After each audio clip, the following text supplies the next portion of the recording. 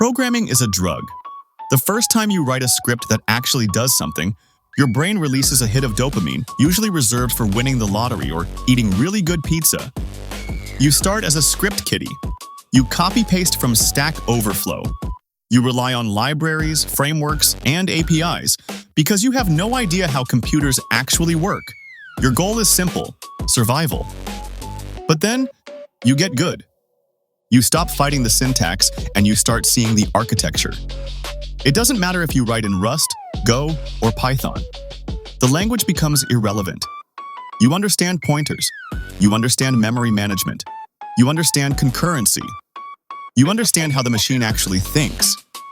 You reach a point where you can look at any digital problem, a database, a game engine, a social network, and you realize, I can build that. It is a feeling of absolute creative freedom. It is, quite literally, a miracle. And that is exactly when you are in the most danger, because you are about to fall into the programmer trap. It starts on a Tuesday. You're building a new side project that is definitely going to be the next Facebook. You need authentication. You look at a service like Auth0 or Clerk. They want $25 a month. Your brain does some quick math. $25? I know how JWTs work. I know how to hash a password with bcrypt. I can build this myself in a weekend. You're not wrong. You can build it. You are a wizard. You can conjure infrastructure from thin air. Why pay a SaaS vendor when you can write the code yourself? You feel independent. You feel powerful. You are sticking it to the man. 3 weeks later, you haven't built your product. You have spent 100 hours debugging a race condition in your custom session management logic. You have successfully reinvented the wheel, but your wheel is square, it's on fire, and it doesn't support two-factor authentication. Welcome to the reality of software engineering. Writing the code for a feature is the easy part. That's the first 20%. It's the honeymoon phase. The other 80% is the stuff that destroys your soul. It's handling edge cases. It's realizing your custom date picker library doesn't work on Safari in dark mode. It's realizing you forgot to salt your password hashes. It's dealing with time zones because nobody should ever have to deal with time zones from scratch. When you decide to roll your own solution, you aren't just building a feature. You are adopting a pet that needs to be fed, walked, and taken to the vet for security patches forever. You stop being an innovator and you become a maintainer. In the industry, we call this NIH Syndrome, not invented here.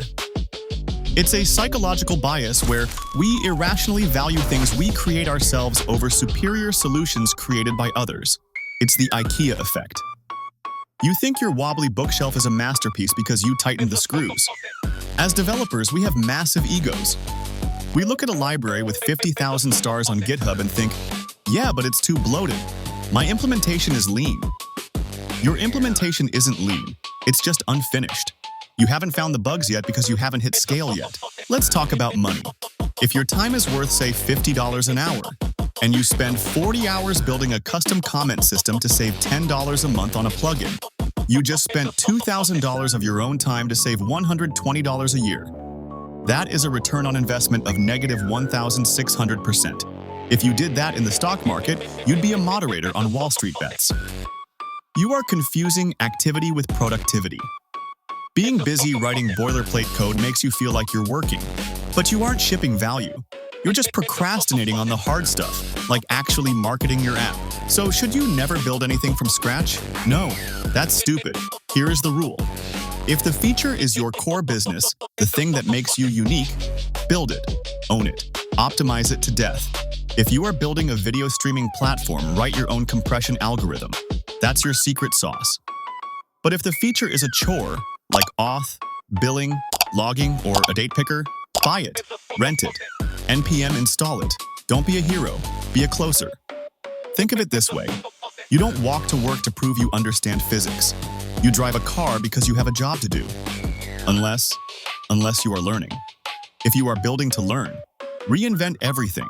Write your own compiler. Build a database in C++. That is how you become a master.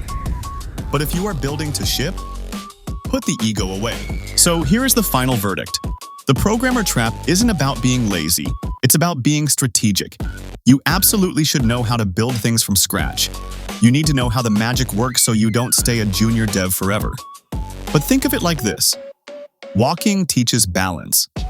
Driving gets speed. Don't walk across the entire continent just to prove you have legs. Get in the car. Here is the rule. Build from scratch to learn. Stand on the shoulders of giants to earn. Don't let your ego trick you. Your users don't care if you wrote the database driver yourself. They just care if the app works. If this video saved you from wasting 6 months on a side project, smash that like button and subscribe so the YouTube algorithm doesn't garbage collect my channel. Thanks for watching.